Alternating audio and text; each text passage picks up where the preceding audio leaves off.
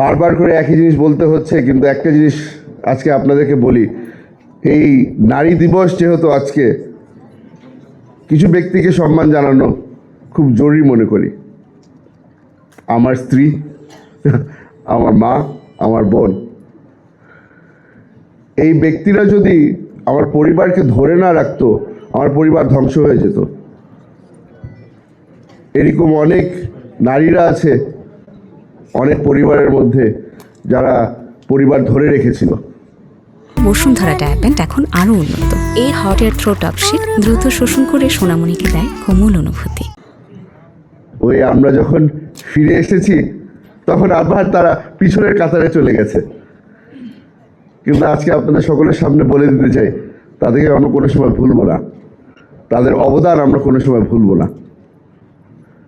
আমার এখনো মনে আছে, আমি যেদিন বের হয়ে আসি, রাত তখন বাজে প্রায় ভোর 3টা। দরজা খুলে আমার মা যখন আমাকে প্রথমবার দেখলো, আমাকে জড়িয়ে ধরে প্রথম একটা প্রশ্ন করেছিল, বাকিরা কেমন আছে?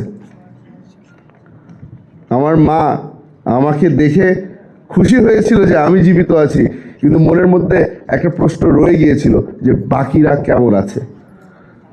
আমি আম্মাকে ধরে বলেছিলাম যে আমি তো আর কাউকে দেখার সুযোগ পাইনি, আমাদেরকে সলিটারি কনফাইনমেন্টে রাখা হতো, আদৌ বাকিরা কেউ আছে নাকি না আমি তাও জানি না।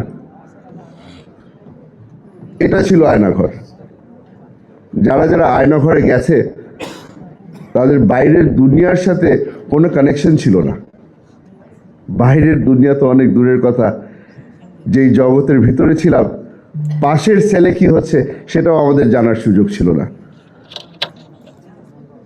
লড়াই চলতো প্রতিদিন বেঁচে থাকার জন্য।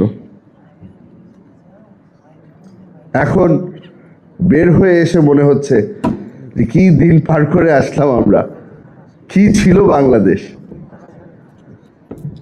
আজকে আপনাদের সবার সামনে একটা জিনিস বলে আমি আমার বক্তব্য শেষ করবো। অনেক